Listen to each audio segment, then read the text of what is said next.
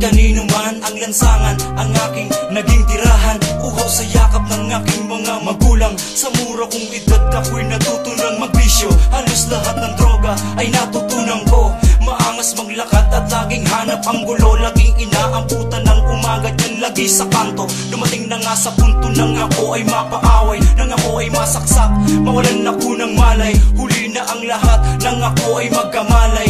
Apat na kasama ko ay nagbuhis ng buhay. Ang aking buhay ay para bang isang patay. Nasa bawat takbang ko ang patunong ko ay hukay. Sa dami kong kalaban at sa dami kong kaaway. Huwag naman sanang dumating yung araw na ko ay hihimlay. Aking ama patawarin, aking ama patawarin,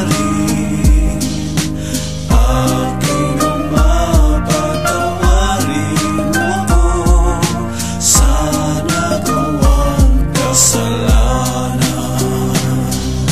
Kailan ba magsisisi ng mga kasalanan? Kung mga kasalanan ay nakabaon sa utang at ang buhay ko ang siyang laan ng kabayaran. Hindi ko to masisi ang aking sarili. Buhay na pariwara ay di ko inaasahan. Hindi ko to pinili at pinag-isipan. Sadyang tadhana ang nagbukas itong pintuan patungo sa buhay na Diyos lamang ang may alam, ang may hawak ng susi sa tamang daraan at magtutubo sa aking mga kasalanan, magtutuwid sa aking mga pagkakamali. Sundin ang kanyang utos at sa kanyang manatili. Nang siya'y aking makilala, buhay ko'y nagbago na.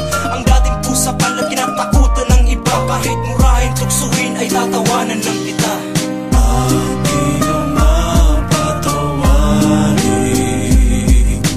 aking ama patawarin,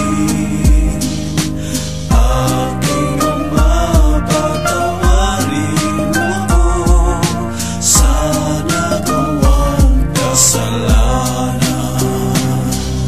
Mga kasalanan mo ay yung pinamawalang bahala. Ngunit ang Diyos pa rin ang siyang bahala. Kung ikaw ba ay sa langit sa impyerong nagbabaga, ikaw ay maghihirap, lubos na magdurusa. Sa pagdating ng kamatayan mo'y maghuhukom. At ang lahat ng kasalanan mo sa lupa ay maliligo. Kaya huwag mong itaas ang iyong sarili. Baka magsisika kapag dumating na ang huli. At ako'y naniniwala na ang pagsisisi ko ay magagawa mo rin at magagawa nyo ding magbago. At huwag ka magpatalo sa mga kasalanan dito sa mundo. Para sa mga kabataan